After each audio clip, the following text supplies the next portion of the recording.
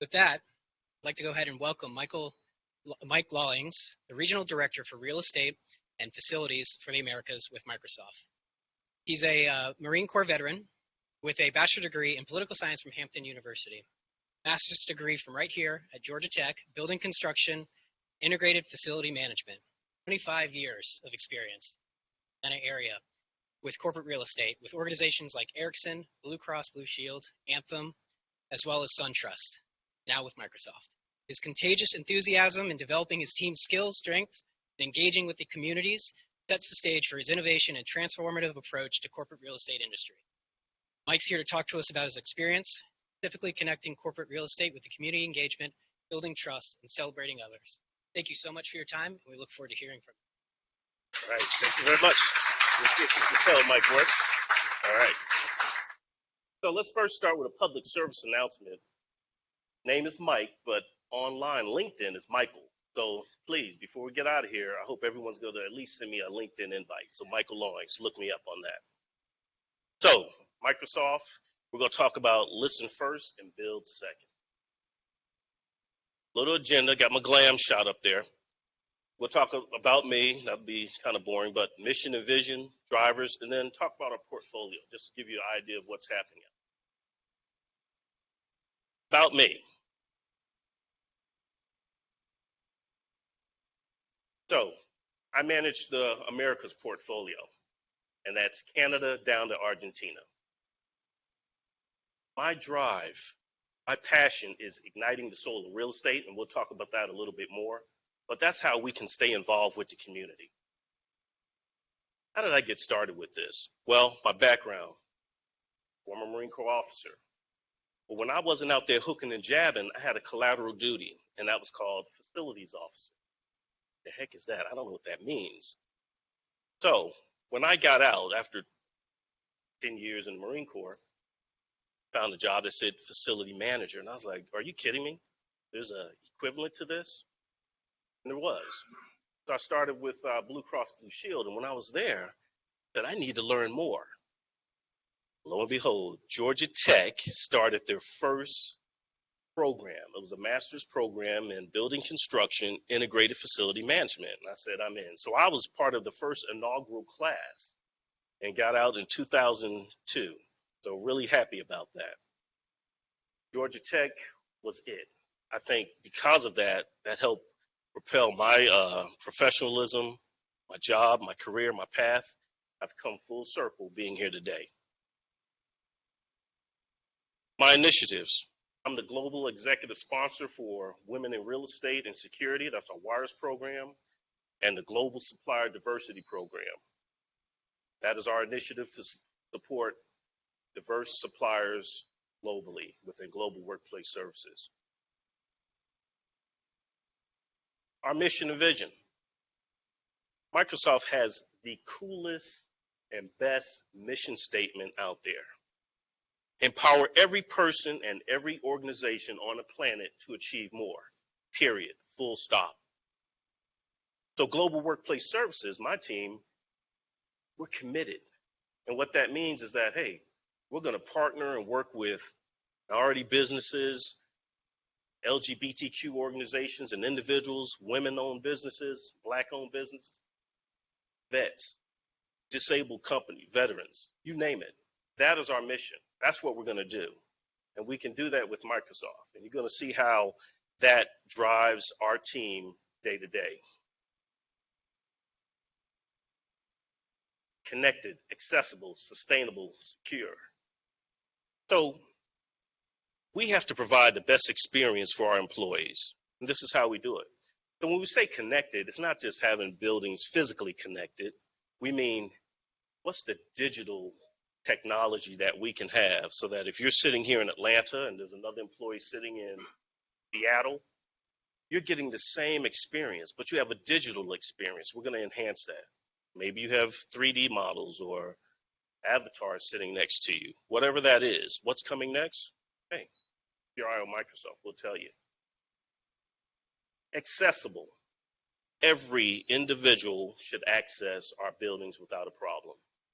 No matter what your challenge or physical disability may be, it is my team's job to ensure that you are accessible to all of our sites. Sustainable, well, it's our planet. We have to take care of it. You know, we have to. Most of our programs, all of our programs are designed so that, hey, how do we create environmental practices and studies so that we can support the next generation that's behind us? When we say secure, you're going to come on our campus one day. You're going to come into one of our buildings, and it's my job to ensure that not only are the employees, but our visitors and guests, they're safe.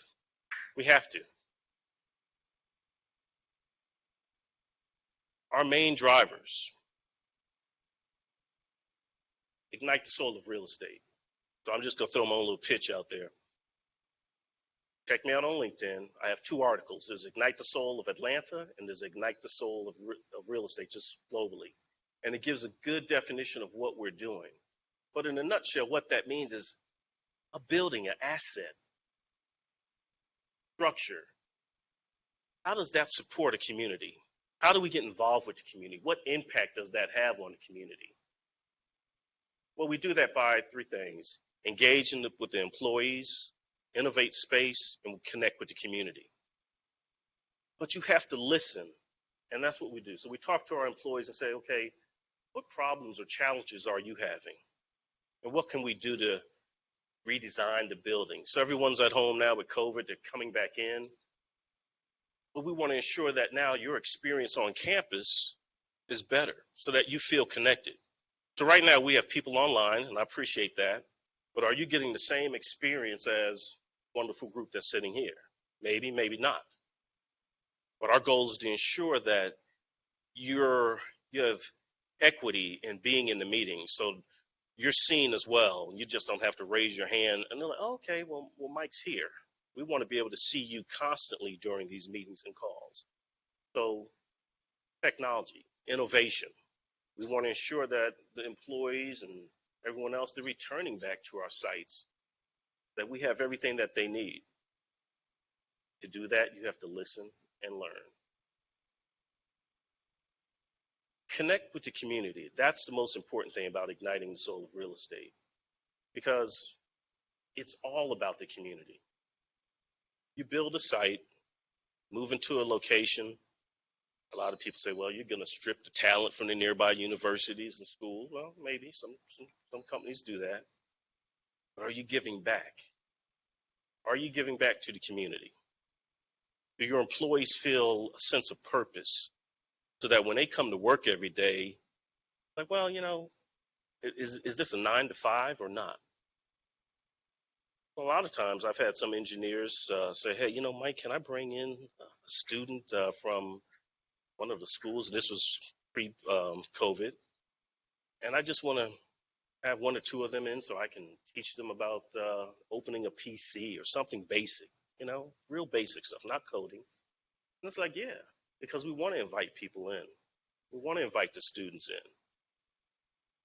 So you take that female engineer that's sitting down during her maybe around 2 or 3 o'clock in the evening, afternoon, and she's teaching 1 or 2 students. And then one of her coworkers, they walk by like, hey, you know, I saw you yesterday with some students in there. What are you doing? Well, it's a school next door, and I just wanted to have 1 or 2 of them come in. And they're like, you know what? Hey, can I help out? I was like, yeah. And next thing you know, some more students or more engineers join in. So as cool as that may be, but you got to think about what that is doing. So now you've given that engineer passion and purpose. They're now it's not just a 9 to 5 that they're working in the building, but now they're motivated, they're energized. And that's what we do. So you realize that a building, an asset, has that soul. So that's part of igniting the soul of real estate. Now, we're not going to get everything correct, but when we're reaching out to the community, we have to have some type of guidelines, a template. And that's what this is. We developed 9 principles. Now, your company, your team, or you may say, well, there's 50 others that you may have, and that's cool. But we started out with these 9 principles so that when our community program managers, when they're knocking on the door, speaking to city officials, neighborhood councils, um, city leaders, neighborhood leaders. These are things we can discuss and say, hey, early childhood, is there a need? Are there any requirements for you in this particular neighborhood? So we'll follow these 9 principles just to get started. Once again, it's our responsibility. We take this to heart. Microsoft moves into a community. We have to reach out to community. That's part of igniting the soul of real estate.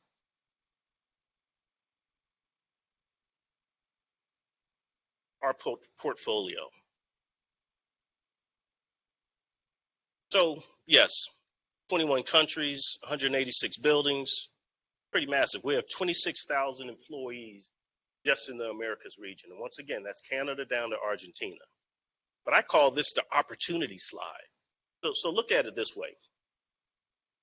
If we're going to reach out to the community, if we have 26,000 employees, each employee is an ambassador.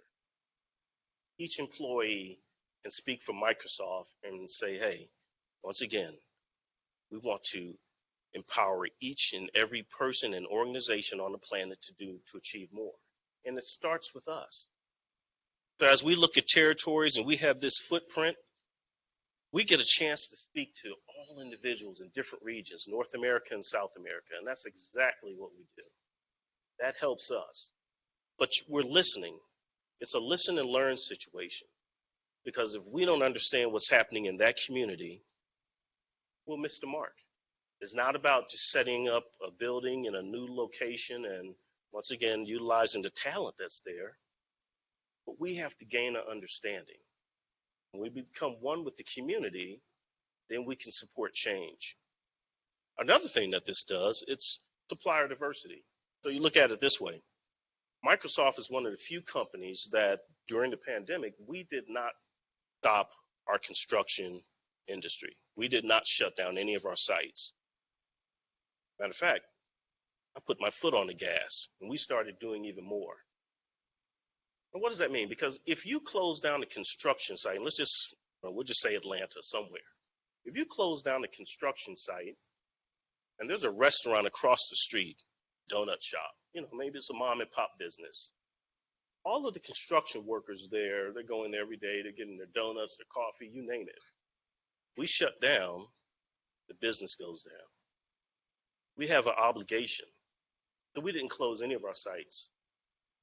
And then when we had locations where our janitorial teams, our transportation teams, none of the employees were coming on campus, Microsoft kept everyone employed. We didn't lay off not one employee. And we're talking not Microsoft employees. These are partners, vendors, suppliers. We kept them all employed during the pandemic.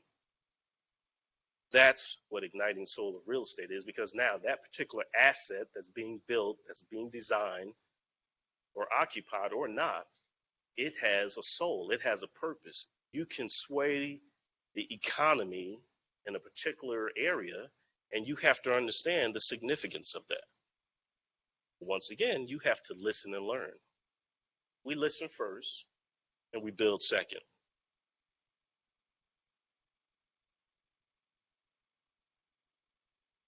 So, perfect example, Costa Rica, San Jose. Wonderful opportunity in the country, build a new location because there was a lot of talent there. Where would we go? We had to figure that out. But there was a need for a technology hub. And Microsoft said, well, San Jose will be it. We met with the local contractors, engineers, architects, you name it. We met with the citizens, the neighbors, say what's required. And this building represents that. Now it's a technology hub in San Jose. But it starts once again by just reaching out to everyone. We have to. Silicon Valley. And I tell everyone that's the worst picture of any building, but the reason why, 4 acres of green roof. This is our sustainability flagship in the Americas. 4 acres of a green roof with trees. We planted over 600 native species in that building, all around it. Plants, grass, you name it. Plants that are drought tolerant. That's what we do because sustainability. On that campus, not one drop of water goes to waste. Everything gets recycled. Everything. Atlantic Yards. Well, let's put it this way. If you're driving on 75, 85 North, maybe you've seen the new building that's there. It's on the left-hand side if you're going north. Well, we've actually been in Atlanta Georgia since 2007. We have offices up in Alpharetta. We actually have space in Coda next door. 530,000 square feet, 2 buildings. Phase 1 came online in August. Phase 2 will be completed in February 2022. This is our beacon to Atlanta saying, hey, Microsoft is here and we want to invite you in. The entire first floor of this building is dedicated to the community. There's community space, training space.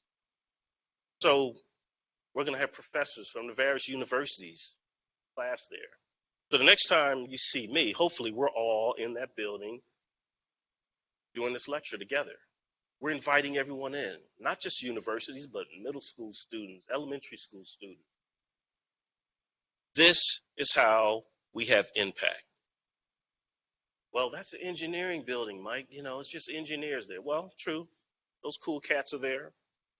But you have people from finance, tax, workplace services, my team, Marcelina, Caroline. We're all in there.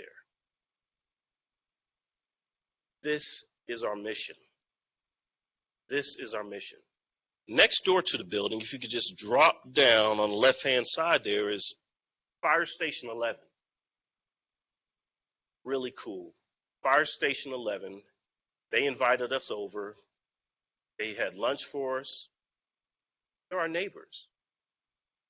While we were taking a tour of the building, this was several months ago, and we're like, it's a little warm in here. You know, what's going on? And they said, well, we're having some issues with one of the HVAC units, heating, ventilation, air conditioning units. I said, wow, okay. We got our family, our team together to work with them to get that rectified. You have neighbors. It's an impact. It's community. We can now invite them in once it's done. Invite Fire Station 11 in and say, hey, let's take a tour. Showcase our technology. We have HoloLens. But what if you let them experiment with that for training purposes? And instead of maybe training in a building with live fire, if they do that, in the Marine Corps, we would train with live ammunition, but maybe they do that with live fire. But what if you don't have to do that? You put on a HoloLens and it's virtual. We're sharing technology. This is the impact that an asset, a building can have when you open it up to the community and invite the community in. Once again, it's called igniting the soul of real estate. This is what we do. This is our passion. And if we can help this organization or another company, that's our mission statement. No big deal. We want to do that. So I bet you want to see the inside of this place. Well, let's, it's like, all right, enough. So let's take a little tour. Okay. These are not renderings. These are actual pictures. And I was there a couple of weeks ago. Caroline, I think you were there today. W were down there last week. These are actual pictures. So this is the green room. So if you look in the back on the right-hand side, there's a sink there, and there's some potting soil. You can bring your plant in,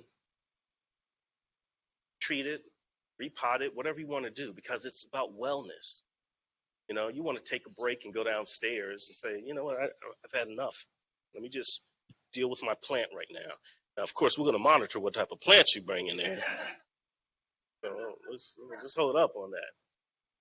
But think about how cool that is. You can just unwind and relax. That's what I do on Saturdays. you know?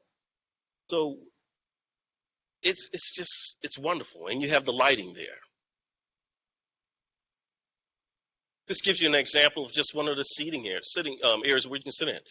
Nice stairwell, staircase, chill out, relax, large windows. And if you look at the window in the rear, that's an open outside area.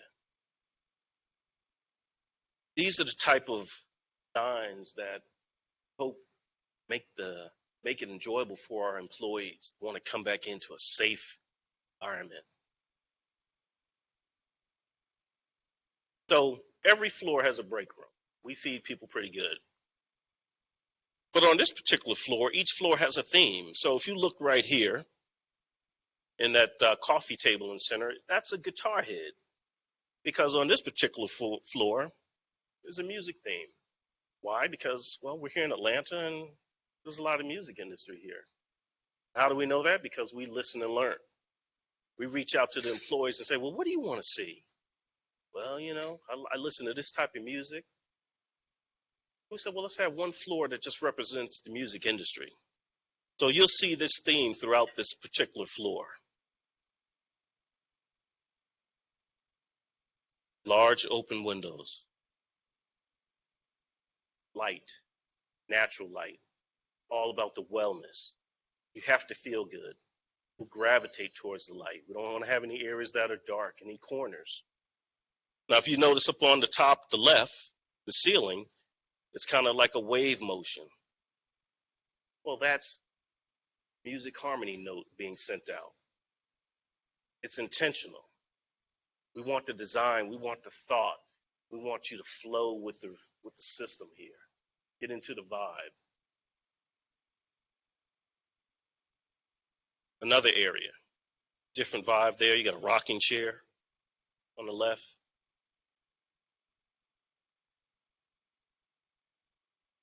Music room on the left-hand side. Plenty of space to go outside. Now, a lot of companies today, you have an office building, you can't lift the windows, you can't go on the patio. You can do this here. You can sit out there and bring your lunch, have your meetings. That's what it's about. But we had to ask the employees, and not just here in Atlanta, but everywhere, and say, well, what's required? What would you like to have? Once again, you have to listen and learn. We listen first, we build second.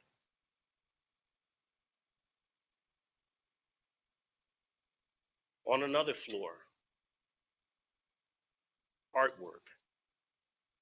But we source from natural or talent here in Atlanta, in the city, to come in and create designs. Local talent. We'll go back to supplier diversity. When you have a site like this, over 530,000 square feet, and we're hiring general contractors and a lot of suppliers, you can say, hey, we need to increase our supplier diversity. And once again, that just doesn't mean, well, Black-owned businesses or women-owned businesses. We're talking LGBTQ, you name it, everything, everyone. That supports the economy for that neighborhood, for that city. That's the impact that real estate has. That's the motivation that the employees see when they come to work every day. And they're like, you know what? This artwork reminds me of such and such, but we know this was a local artist in Atlanta that performed.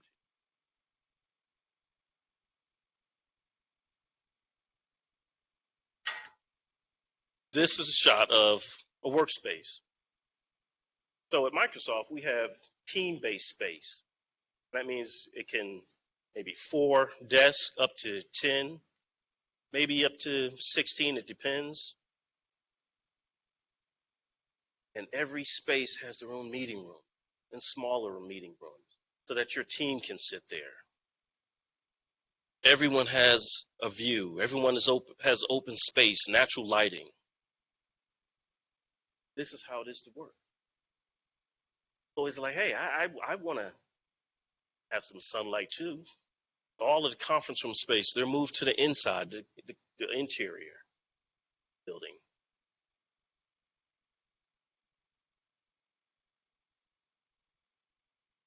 So Back in February, maybe you've heard this, Microsoft purchased 90 acres of land on the west side. Is there anyone in the room that has not heard that? All right, I'm just checking, Some people here may not have a newspaper. You're like, well, what's a newspaper? It's not online? Yeah. 90 acres of land. So maybe about 3-4 years ago, we did a survey, and we were trying to find expansion space. And Atlanta would always come up on the top of the list because the infrastructure's here, the climate, people, the culture. All the universities, all the schools are here. But the professional talent is here just as well. And that was key. So it was ripe to have this as an area to expand. The 90 acres of land, core yards, 25% of the 90 acres, and I'll repeat that, 25% of the 90 acres is committed to the community. We call that community first. We don't know what we're going to build, but we know that 25% is carved out for the community. So how do we go about that? Well, you saw the 9 principles. We're going to knock on the door. Ashley Jones, community program manager right there. She's going to knock on the door with her team and have community engagement meetings. What's required? What's needed in this neighborhood? We're not going to be big bad Microsoft and drop in and say, well, you need this, you need that. No. We want to understand. We want to be neighbors. That's what we're going to do. And the first question I always get is, well, when?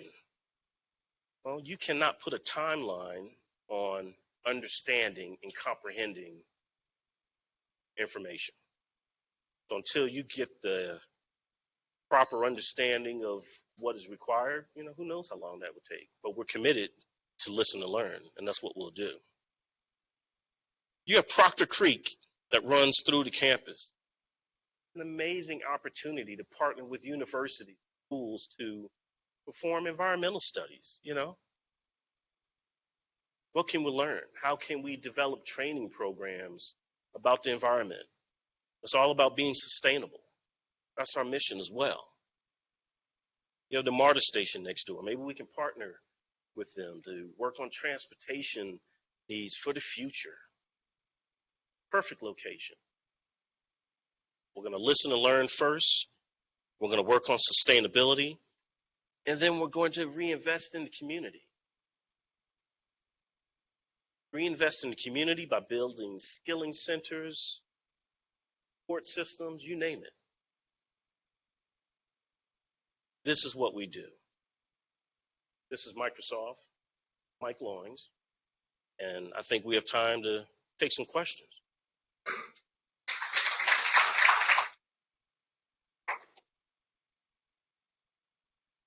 All right, so this is the time. If you are joining us online, you can enter your questions in the chat box, or if you're in person, feel free to raise your hand.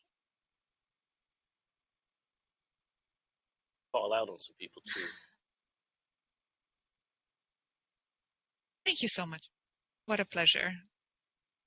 As all of us are, wondering what's going to happen with that new campus and how it will truly support the community. And one question that comes to mind, it's wonderful to see the 9 principles and to hear that the way you're going to go is that about providing that community space, that you're going to ask what is needed. That's really forward thinking. But how do you mitigate, the fact of that when you as Microsoft move in there, that community all of a sudden is going to be valued more. So kind of the historic residents might be priced out. So by the time you're actually providing that community space, will not be for the legacy residents, but for the young and up and coming that a development like this would rightfully attract. So how do you balance those two sides of the equation? That's an excellent question and challenging question, because there's that Microsoft effect that, well, you're going to move in, it's going to change, and the housing prices, they go up. I mean, let's be honest, though. Some of that was happening before we announced that, and so let's be fair. But what that means is on the 25%, the 90 acres, maybe you provide affordable housing. Maybe that's one of the structures that we put up, and we work with the neighborhood to find out, well, okay, what type of housing, how much, how many units, we don't know. But they got to be priced right too. You know, a lot of times as well, put up affordable housing is like, well, I can't afford that on my salary either, you know, and it's like, well, who is it really supporting? So we have to get involved with the community and community leaders and say, you know, what's the proper price point? But that's something that we're thinking about. Also, it's education too, as well.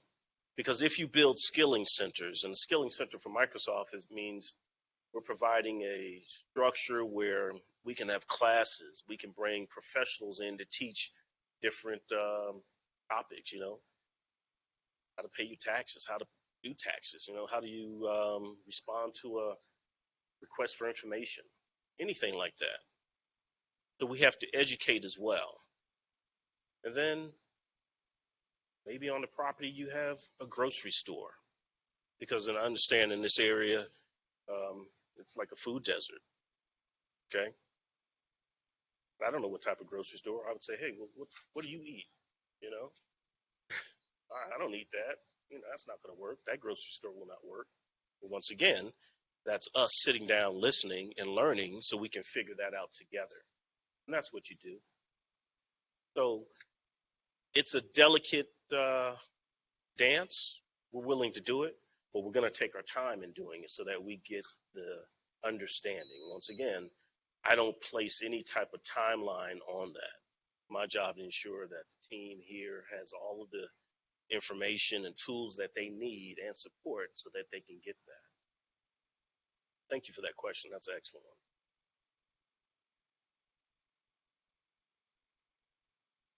I'm going to jump out because these ladies have been sitting here. So are you a student? Okay. Just give her the mic. We'll flip this a little bit, put some people on the spot, you know, turn the camera around. People that are virtual, I'm glad I didn't come in there. So your name? I'm Jen. Jen, okay. And what are you studying here? What year? Yeah, I'm a fourth year business major.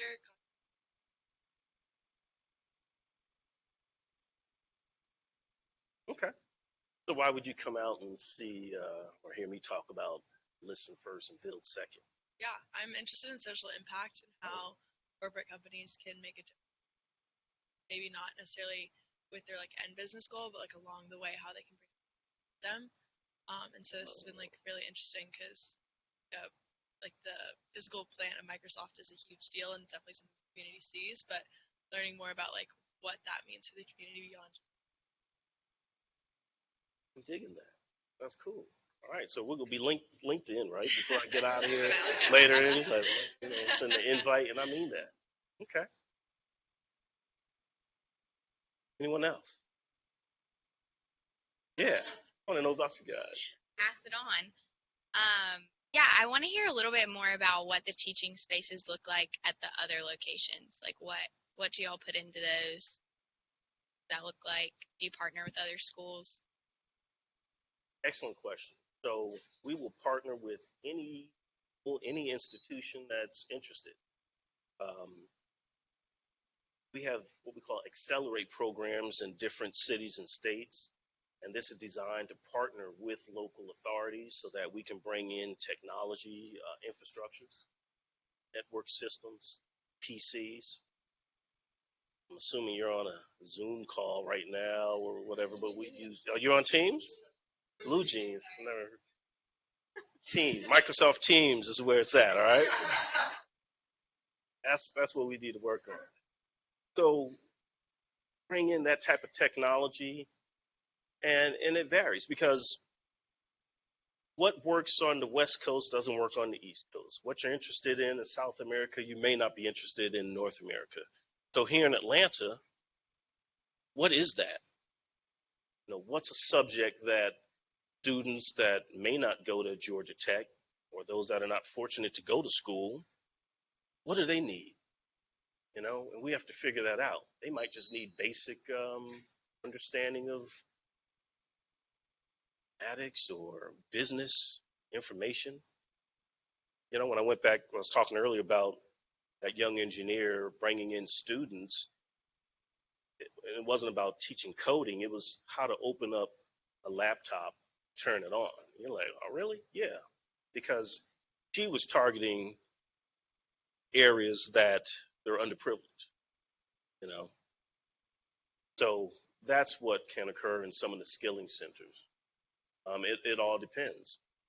A lot of times it's, hey, maybe we want to teach how to prepare food.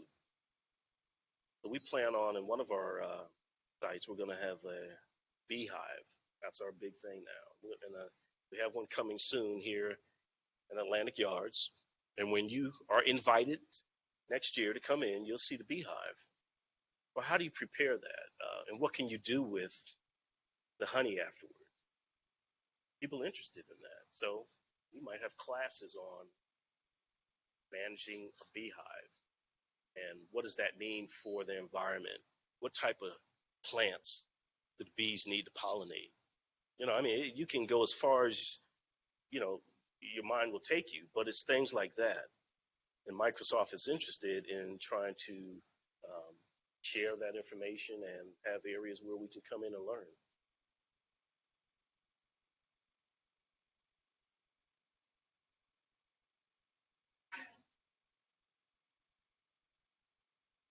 Caroline, are we familiar with them? Okay. I think this gentleman had a hand up. Need the mic?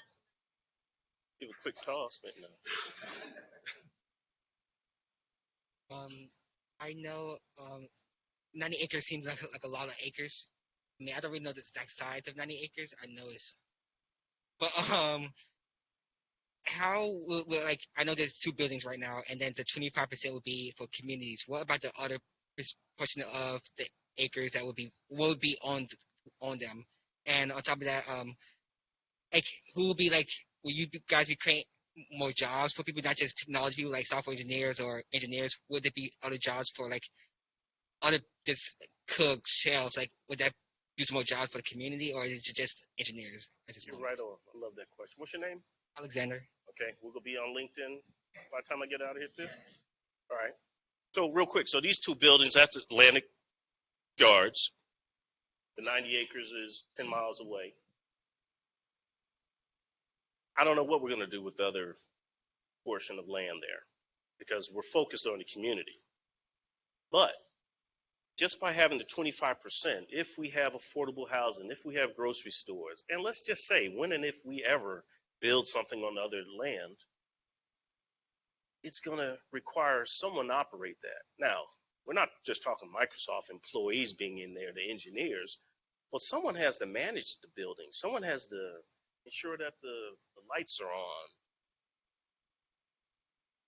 Those are the type of jobs that can affect the community. Someone's like, well, yeah, you're going to bring in these high-paying jobs, and you know you have to have this type of degree and that type of degree. Well, not necessarily, but you have cafeterias in most of the sites. We have break rooms here.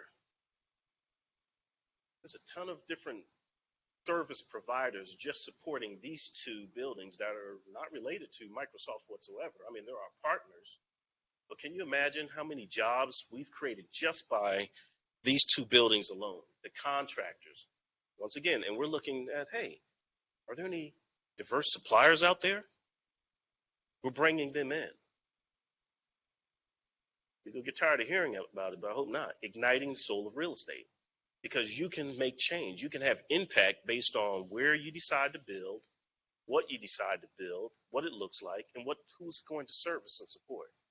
That's an excellent question. And by the time you're walking home today and you're thinking, oh, yeah, well, you need somebody to manage the audio visual or the furniture systems here, the janitorial, you name it, cooks, cleaning, everything. That's a whole population of individuals that are required to support one building. Imagine what we can do with 90 acres. So good question. Thank you. We've got a question from one of our online audience members. The question is, how do data analytics inform your siting and architectural decisions? That's an excellent question. Data analytics. So you have to observe people that are in the building. When I mean observe, what are their practices? What time are you coming in? You can just, with your simple badging.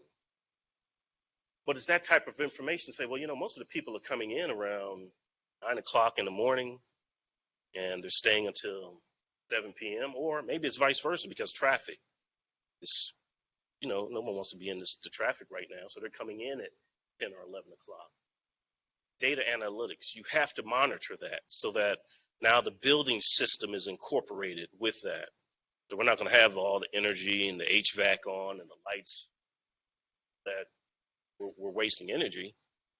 We have to incorporate that technology so that we are, one, being sustainable, friendly to the environment, but it gives us an idea of what's required, what's next. And then, well, what if you have a cafeteria there as well? So you have to monitor the analytics with that and say, well, we don't need to have this many people working in the cafeteria at this time. You need to have it for the evening shift. So all of our design, all of our buildings globally, we rely on the data heavily just so it can support what type of design and structure and internal technology that's required. Excellent question. Any more students in here?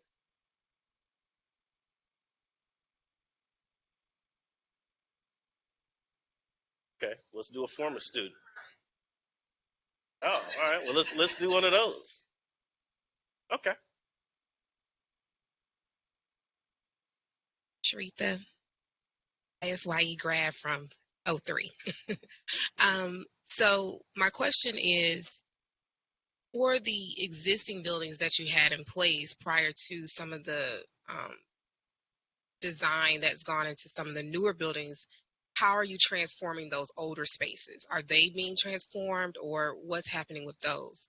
Because I would think as an employee, I would be envious of those that are able to be in the newer spaces.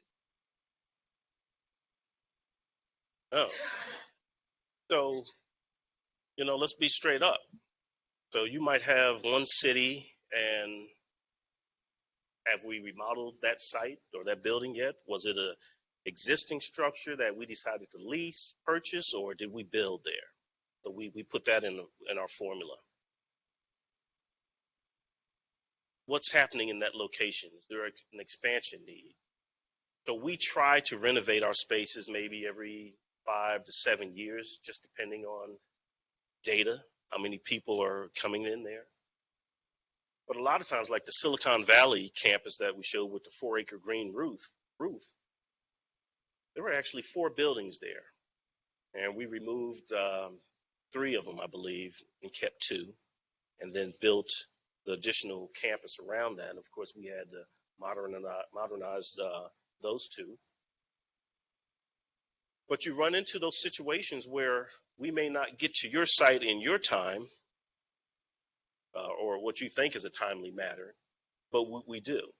And well, maybe we're not going to put the full renovation package in there today, but we'll start with maybe the furniture and the carpet and the audiovisual technology. Or maybe say, hey, we'll do 1 floor at a time.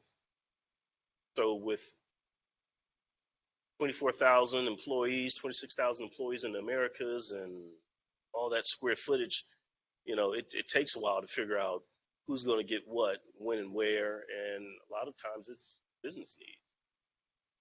That's an excellent question, and I'm sure it does create some envy. So right now, all eyes are on this building, and everybody's like, well, I want to move to Atlanta. Come on down. Now, what I forgot to mention, I live here in Atlanta. Everyone's like, oh, well, all right, you flying back out after this? No, I actually live here. Well, I normally do a figure 8 around North and South America, come home, change out my luggage, So I'm here, so I know what's going on, and that's pretty cool. So, Caroline, you got a question?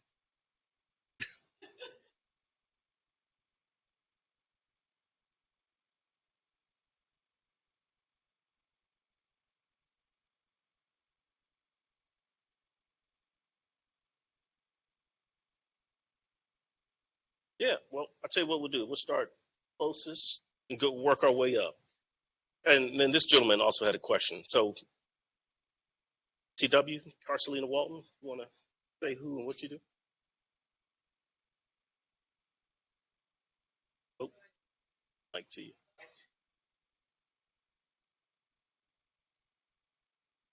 And I'm a business manager for the Americas region. What do I do? Probably answer everybody's email. But support Mike as he has community engagement, but I also interface a lot with our team capital for a lot of the projects. So question hit home because someone's like, oh, my office is ugly, and are y'all going to give us money? No. But yeah, so do a lot of interfacing regarding how are we going to fund how are we going to think about what projects to choose. A ton of other things I can't think of, but yeah. We'll pass it to Caroline. You guys on the spot, I like that. Pleasure to meet everybody. Caroline Templeman. I work as a community program manager for Microsoft. I work with a fantastic team here at Microsoft, and as Mike mentioned, we are out in the community getting to know organizations, community leaders, anybody and everybody.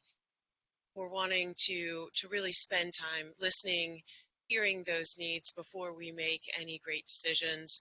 Because as Mike said, community is our first and primary focus in how we develop and real estate here in Atlanta. So I will be helping with community engagement specifically at Atlantic Yards. So please do find me on LinkedIn, and please message me because I hope each and every one of you do make it over to Atlantic Yards. We are opening in February of 2022. We are very excited. Technology and the community spaces that are available in Atlantic Yards are world class. And Mike didn't have time in his presentation to really get into it, but I really do invite everybody over to partake in the wonderful technology, innovation, collaboration that will be taking place at Atlantic Yards. Thank you. Ashley Jones.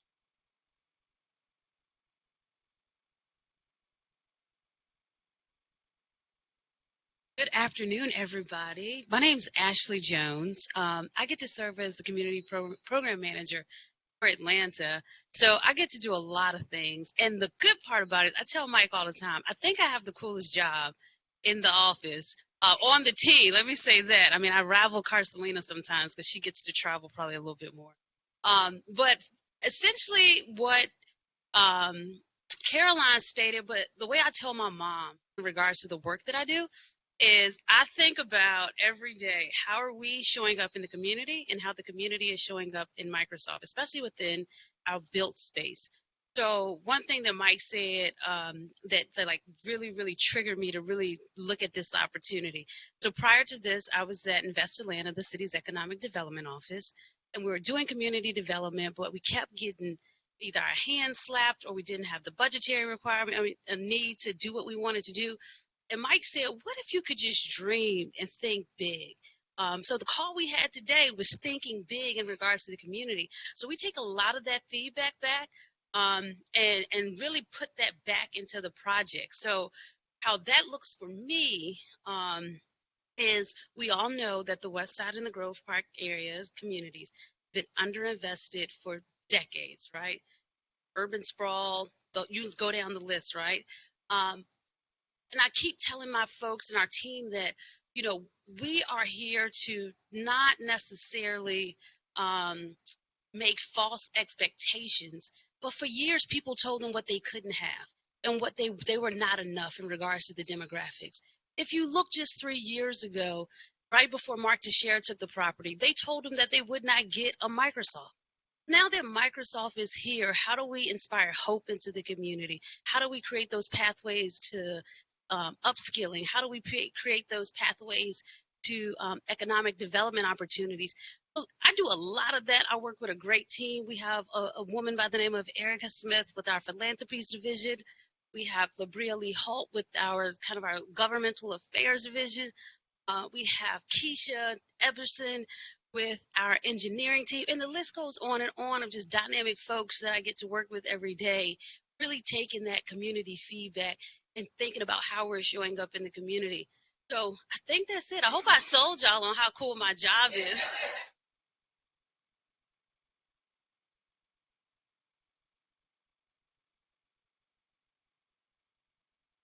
Hey, Mike and team, thank you. This is fantastic. Quick question, two-part question, if I may. One is, how do you go about, given your global presence, ensuring that you're tailoring your community outreach activities appropriately for that particular location? And how do you then take those sort of lessons learned locally, feed them through the enterprise such that those lessons learned and best practices are going back out?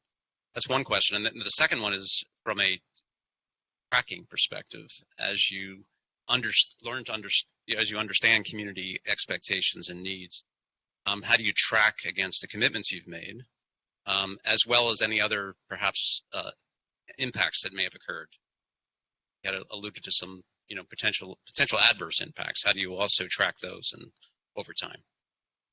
So thanks. First, every region, every country, every city is different. So we have to have people on the ground. When it comes to community program management, we're working with unique organizations to figure out, once again, what's required. And then we will set up pilot programs just to do a little study. I've learned that you start small and then you can gradually grow. Don't try to just solve this or digest a big program. So we set up 2 programs here in Atlanta as a pilot, just as a recruitment tool, but a pathway to bring in diverse suppliers. And we've had a lot of success with that. And as we're setting up these programs and we have the individuals in the classrooms with us, we're gaining information. And they're telling us, hey, this is what we need going forward. These are the type of businesses that we're trying to work with, but we can't get our foot in the door. So we have to design training programs to support them. So once again, what works here may not work in another city. So we took one of those programs and dropped it in Seattle just last month, I believe, to do another pilot there to work with the local talent to see if we can support the suppliers in that area, and can we develop a pipeline so that they can potentially work at some of our sites. That's one thing. We have global summits where we invite all of our partners that we can get the message out saying, hey, this is what Microsoft is doing. This is the support we may need in this particular country. What tools do you need to make this successful? And then when the message gets down to, you start with your tier 1, your large suppliers, and you go down to the next mid-level, and you're down to your tier 3s that are people that are, maybe screwing in the screws to a desk, whatever. But you get the message out. Tracking this. I don't know if we're truly on top of that because things change. We try to monitor our progress. We monitor the progress and success that our partners have, so that if we're saying, hey, we want to have 20% of our diverse suppliers working in this particular building, well, you can track those type of things. That's easy to do. But when you do that on a global scale, that's harder to do. And once again, supplier diversity means something totally different in Asia or the European theater. So you have to design a program to meet that. Our team, we follow KPIs, key performance indicators. We hold those metrics, and I challenge my team and myself so that we can move forward with that. So it's not an easy answer because it's ongoing. And because I don't know what projects or activities are going to happen next year, I don't know what type of metrics we need. But I think as we work with data and we can record and document what's happening, we can then look back and say, you know what, that didn't work. Now, we have a growth mindset at Microsoft. And what that means is like, hey, we're not going to get this right. And it's okay. And just because you didn't get it right, that doesn't mean that somebody's going to be knocking on your door and trying to escort you out. That doesn't happen.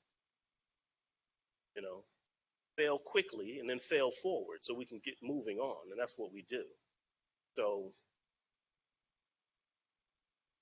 I don't know. But as we continue to grow and advance down the road, then we will develop programs to figure out what's the next steps so that we can measure and increase that measurement or tools. But excellent question. I don't know if I answered it all, but yeah.